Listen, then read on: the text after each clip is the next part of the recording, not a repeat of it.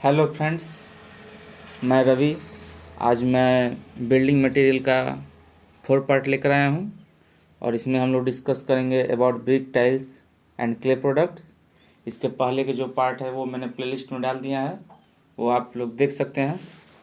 और इसमें हम 25 क्वेश्चन डिस्कस करेंगे विद कंसेप्ट के साथ।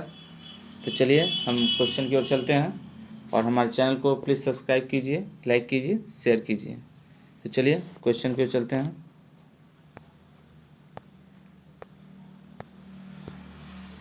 पहला question, the plasticity to mould brick in suitable shape is contributed by. ईंट को उपयुक्त आकार में ढालने के लिए निम्न में से कौन सा प्लास्टिक प्रदान करता है? ए एल्यूमिना, बी लाइम, सी मैग्नीशिया या डी सिलिका। बताइए। प्लास्टिसिटी जो ईंट को प्रदान करता है वो कौन करता है इन चारों में से? प्लास्टिसिटी का मतलब होता है जिससे ईंट जो है आसानी से किसी भी आकार में ढाला जा सके, किसी भी शेप में उसको बनाया जा सके। इसका आपका ऑप्शन होगा A is the right answer, alumina. और एल्यूमिनिया को कितना परसेंट देते हैं? 20% टू 30%। ये एल्यूमिनिया क्या करता है ईंट में? तो ये प्लास्टिसिटी प्रदान करता है ईंट को, जिससे ईंट को हम किसी भी आकार में ढाल सकते हैं। और also it also provide binding quality to brick. It also provide binding quality. ये ईंट को बंधक का भी गुण प्रोवाइड करता है एल्यूमिनिया। ठीक है, चलिए नेक्स्ट क्वेश्चन की ओर चलते हैं। The brick which is light in weight reduce the transmission of heat, sound and dampness is known as। जो ईंट वजन में हल्की होती है, उसमें संचरण, ध्वनि और नमी कम करती है, उसे कहते हैं A hollow bricks, B cavity bricks, C cellular brick या D all of the above. बताइए। तो इसमें आपका होगा D is the right answer, all of the above. चलिए next question. The strength based classification of brick is made on the basis of. ईंट का सामर्थ्य आधारित वर्गीकरण किस आधार पर किया जाता है? A IS 3101, B IS 3102, C IS 3495 या डी IS 3496। बताइए।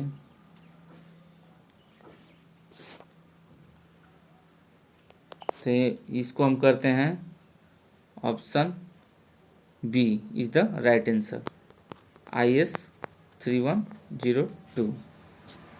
चलिए next. The water absorption capacity of first class brick should not be more than space of its weight. प्रथम श्रेणी की ईंट की जल अवशोषण क्षमता उसके भार के कितने से अधिक नहीं होना चाहिए? बताइए। ए 30%, बी 25%, सी 16.6% या डी 50%। तो इसमें आपका होगा option C is the right answer, 16.6%।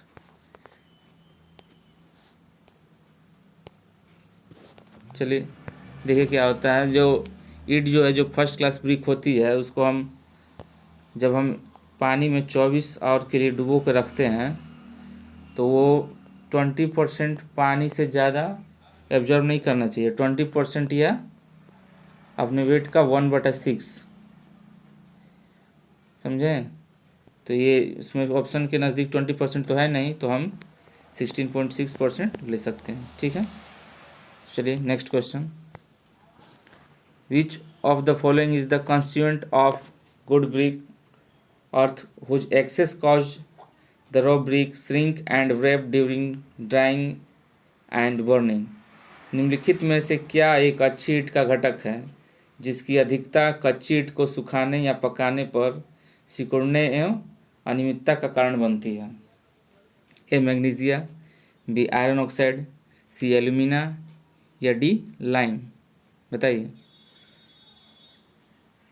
किसके कारण ईंट को जब हम सुखाएंगे या पकाएंगे तो उसमें सिकुड़ने और अनियमितता का कारण बनती है जब उसकी मात्रा अधिक हो? इसमें से क्या हम अधिक डाल देंगे तो वो होने लगेगा, रैप करने लगेगा और सिकुड़ने लगेगा। रैप का मतलब होता है मुड़ना और श्रिंकेज का मतलब होता है सिकुड़ना। तो किस मटेरियल को हम डालेंगे तो ईंट में जब सुखाने के बाद सिकुड़ने और मुड़ने लगेगा? A magnesia, B iron oxide, C alumina या डी लाइम? तो इसमें होगा alumina. C is the right answer. Alumina का अधिक मात्रा होता है वो ईंट जो होता है मुड़ने लगता है और सिकुड़ने लगता है। चलिए next question. Excess of space is responsible for bricks क्ले। ईंट के क्षय के लिए किसकी अधिकता जिम्मेदार है? A magnesia, B alumina, C lime या डी सिलिका? बताइए।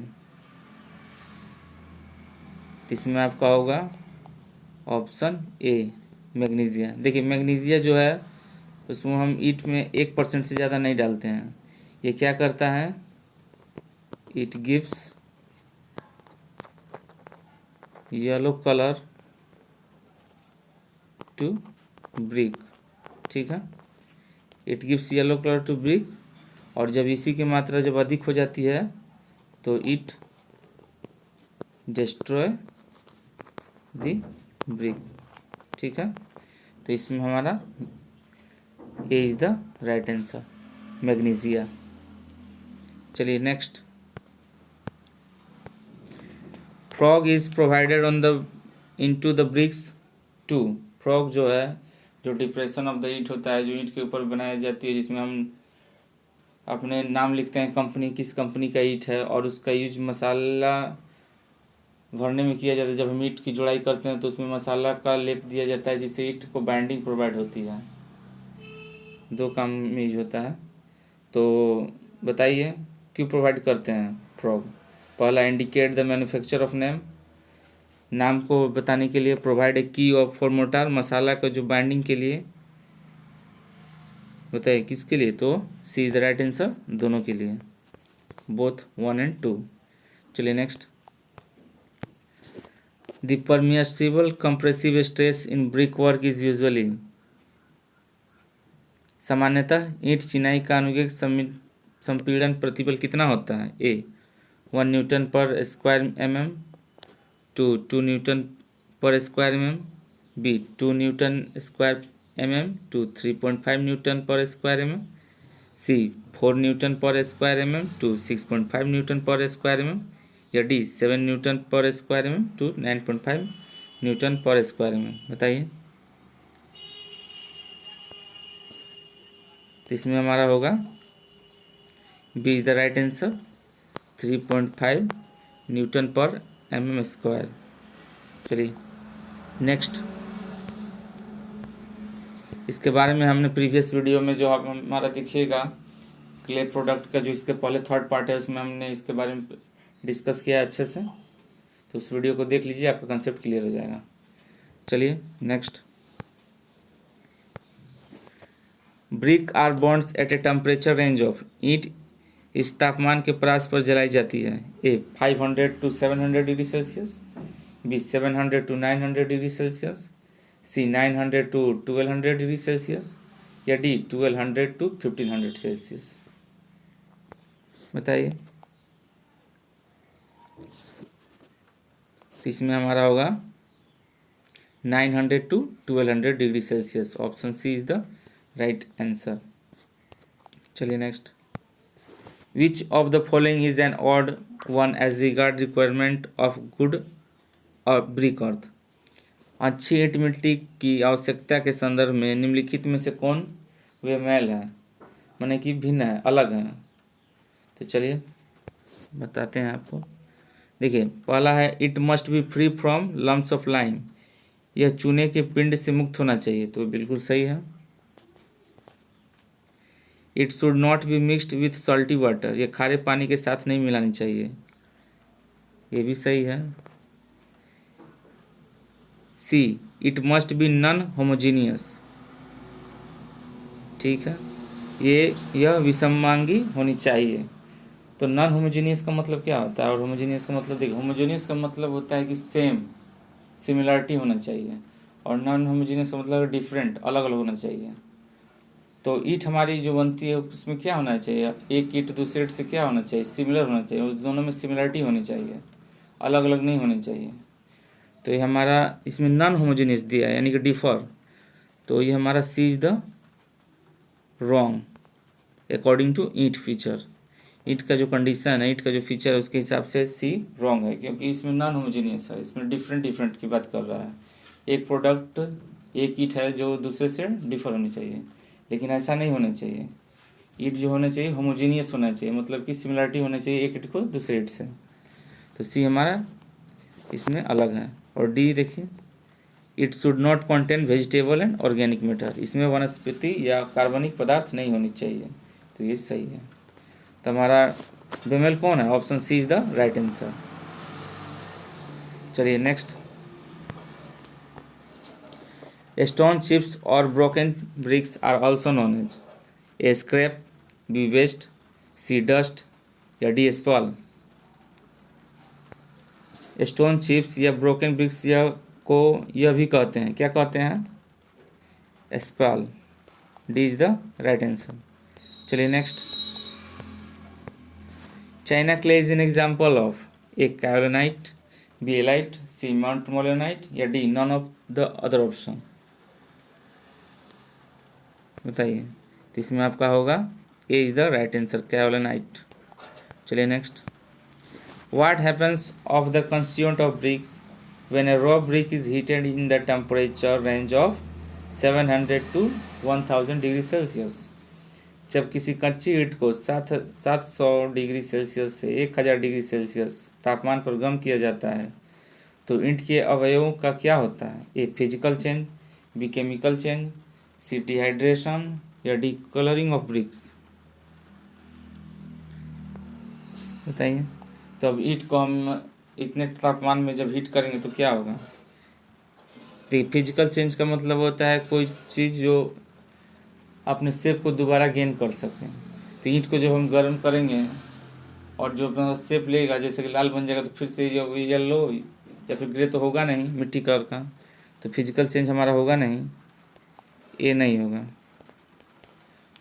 और देखिए, सी मतलब कि लॉसेस ऑफ वाटर, निर्जलन, डिहाइड्रेशन भी नहीं होता है, ठीक है। और डी कलरिंग ऑफ ब्रिक, ये भी नहीं होता है। होता है मतलब कि देखिए, क्वेश्चन के अकॉर्डिंग कच्ची ईंट को 700 डिग्री सेल्सियस से 800 डिग्री सेल्सियस तापमान गर्म किया जाए, तो ईंट के अवयव में क्या होता है, उसके कंस्टिट्यूएंट में पूछा है, उसके फीचर में और फिर से कलर के बारे में नहीं बात किया, उसके कंस्टिट्यूट, उसके जो अंदर जो पार्टिकल्स हैं उसकी जिससे बना है उस पर क्या इफेक्ट करता है, उसके बारे में पूछा है। तो उससे हमारा देखिए, इसलिए हमारा डी भी नहीं होगा, सी भी नहीं होगा, लेकिन बी होगा। बी क्या होगा, केमिकल चेंज, जो उसके पार्टिकल्स है, कंस्टिट्यूएंट है, जो उसमें मिल के बनते हैं, वो एक दूसरे से क्या करेंगे, केमिकल चेंज करेंगे। जैसे हमारा लाइम है, सिलिका है, आयरन ऑक्साइड है, मैग्नीशिया जो हम देते हैं, वो सारे मिलकर केमिकल रिएक्शन करेंगे। तो हमारा इसमें आंसर होगा B is the right answer, chemical change. चलिए next, what is the function of aluminium in brick earth. तो इससे पहले फर्स्ट क्वेश्चन में ही बताया था एल्यूमिनियम क्या करता है, तो इम्पार्ट प्लास्टिसिटी, प्लास्टिसिटी होगा, C is the right answer. Plasticity का मतलब पता ही है आपको, जिससे ईंट को आसानी से हम किसी आकार में ढाल सकते हैं, वही ईंट की प्लास्टिसिटी कहलाती है। तो इसका C is the right answer, to impart plasticity. चलिए नेक्स्ट,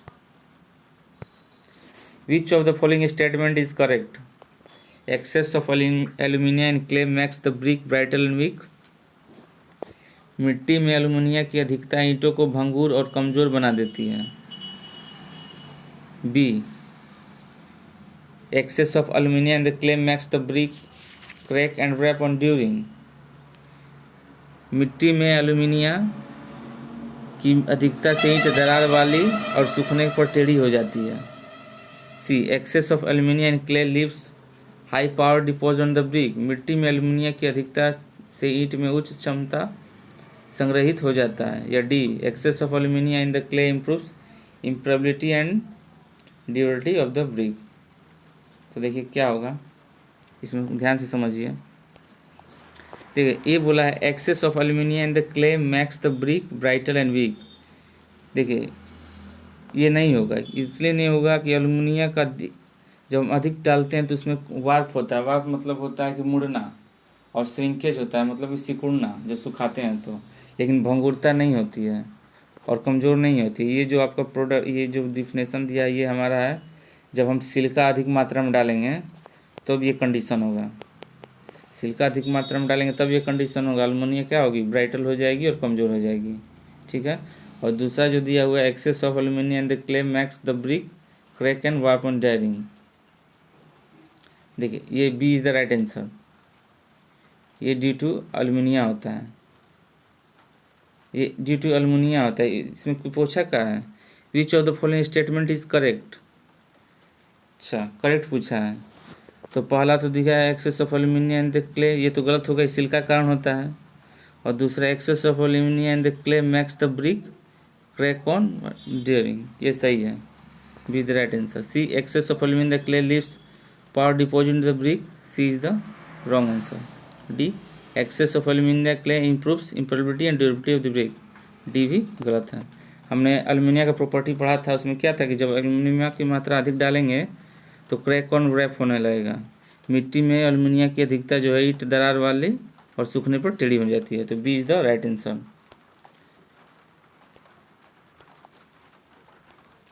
बी हमारा राइट आंसर होगा। चलिए next question, the minimum compressive strength of second class brick should be. देखिए इसके बारे में भी हमने थर्ड वीडियो में पूरे डिटेल में बात किया है, देख लीजिएगा आप लोग। तो चलिए इसमें देखिए द्वितीय श्रेणी की ईंट की न्यूनतम संपीड़न शक्ति कितनी होनी चाहिए बताइए। तो द्वितीय श्रेणी की होनी चाहिए, A option A is the right answer, 70 kg per centimetre square. ठीक है। और देखिए जो फर्स्ट क्लास होता है, फर्स्ट क्लास इसकी होती है 105 kg per centimetre square. Second class का जो इसमें दिया हुआ है, second class 70 kg per centimetre square. और जो थर्ड क्लास होता है वो होता है, थर्ड क्लास का होता है 35 kg पर सेंटीमीटर स्क्वायर। तो हमारा इसमें पूछा है सेकंड क्लास, तो हमारा 70 होगा, ए इज द राइट आंसर। चलिए next, the average crushing and tensile strength of A hand moulded brick is in kilo newton पर एम स्क्वायर इज। हस्त निर्मित ईंट की औसत संतुलन तथा तनन सामर्थ्य का मान किलो न्यूटन पर एम में होता है। इसमें आपका होगा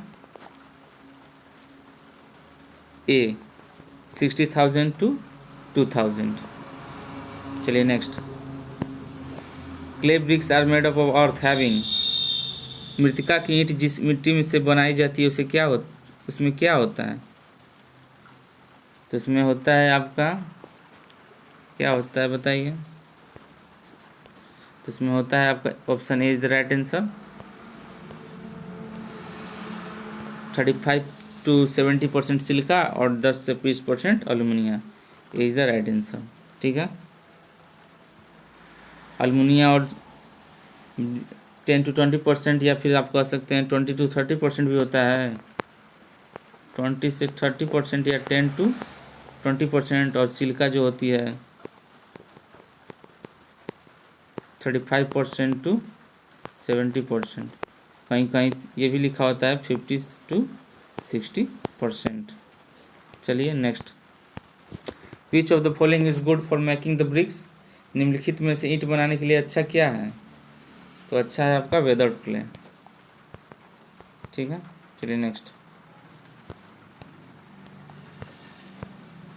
विच which class of the brick has the following quality, निम्न में से किस श्रेणी की ईंट में निम्नलिखित गुणवत्ता है? Soft and have light colour है, B crumble even on light crossing, A overburn brick में, सेकंड क्लास ब्रिक में, अंडरबर्न ब्रिक में या फर्स्ट क्लास ब्रिक में। ये जो दो प्रॉपर्टी है, कोमलता और हल्का रंग और हल्के से मसलने पर भी टूटने लगती है, ये जो प्रॉपर्टी है किस ब्रिक में होती है? तो ये होती है हमारा सी, अंडर बर्न ब्रिक। ये दोनों प्रॉपर्टी हमारे ऑप्शन सी में होती है। चलिए next, the position of brick cut to form angles other than right angles in plan is known as, तल में समकोण के अतिरिक्त अन्य कोण प्राप्त करने के लिए ईंट के भागों का यथास्थित करना कहलाता है। A queen closer, B king closer, C closer या डी क्विंट क्लोजर। तो हमारा option D is the right answer, quint closer. चलिए next, terracotta in building is used for, भवन में टेराकोटा का उपयोग किस लिए किया जाता है? टेराकोटा का उपयोग पहला इंसुलेशन के लिए, बी ऑर्नामेंटल वर्क के लिए, सी सीवेज लाइंस के लिए या डी सैनिटरी सीवेज के लिए, सैनिटरी सर्विस के लिए। तो टेराकोटा का हम यूज़ करते हैं किसके लिए? B option is the right answer, ornamental works. देखिए जो टेराकोटा का जब निर्माण करते हैं हम टेराकोटा का, तो इसमें जो मटेरियल होता है वो मटेरियल हम फायर रेसिस्टेंस जो हम ब्रिक बनाते हैं उसमें जो मटेरियल यूज होता है वही मटेरियल इसमें हम भी यूज करते हैं टेराकोटा का भी निर्माण में, समझ में आया? टेराकोटा के निर्माण में हम उस मटेरियल का यूज करते हैं जिस मटेरियल का यूज हम फायर रेसिस्टेंट ब्रिक बनाने में यूज करते हैं। जो ब्रिक अग्निशय ब्रिक बनती है, फायर रेसिस्टेंट ब्रिक, उस ब्रिक को बनाने में जो हम मटेरियल यूज करते हैं उसी मटेरियल का यूज हम टेराकोटा बनाने में यूज करते हैं। ठीक है, चलिए next, the percentage of aluminium in good brick clay should में फ्रॉम, अच्छे ईंट की मिट्टी में एल्यूमिनियम का प्रतिशत मात्रा होना चाहिए। A 20 to 30%, B 30 to 40%, C 40 to 50% या डी 50 to 60%। बताइए, तो आपको पता होगा option D is the right answer, 50 to 60%। And दोस्तों मेरे चैनल को प्लीज़ सब्सक्राइब कीजिए, लाइक कीजिए और अपने दोस्तों को शेयर कीजिए। और हमारा सीरीज चलते रहेगा ये अभी अच्छे से, हम सारे सिलेबस को कंप्लीट करेंगे। और दोस्तों हम अपने चैनल पे नॉन टेक सिलेबस का भी स्टार्ट कर रहे हैं, मैथ और साइंस और जीके जो एनटीपीसी और ग्रुप डी के लिए बहुत ही यूज़फुल होगा। तो हमारे चैनल पे प्लेलिस्ट में जाकर उन अन्य वीडियो को भी आप देख सकते हैं। तो चलिए नेक्स्ट क्वेश्चन की ओर चलते हैं। The bricks used for a load bearing masonry building should possess the following crushing strength varies, ये भार धारण चिनाई बिल्डिंग में प्रयुक्त ईंटों की संतुलन सामर्थ्य निम्नांकित होनी चाहिए। ए मोर देन 3.5 न्यूटन पर mm², B more than 105 kg per centimetre, C more than 2.5 MPa या D more than 15 kilo newton per centimetre. इसमें आपका होगा option C is the right answer, more than 105 kg per centimetre, sorry इसमें आपका होगा B is the right answer, more than 105 kg per centimetre, B is the right answer. चलिए next, bauxite bricks are A ordinary fire brick, B basic refractory brick, C acid refractory brick या D neutral refractory brick. तो bauxite brick क्या है? तो है हमारा basic refractory brick, option B is the right answer. And दोस्तों ये हमारा लास्ट क्वेश्चन था, इसके बाद मिलते हैं नए वीडियो में और हमारे चैनल को सब्सक्राइब कीजिए। तो चलते हैं अगले वीडियो में मिलेंगे। और दोस्तों please subscribe the channel for latest update. धन्यवाद।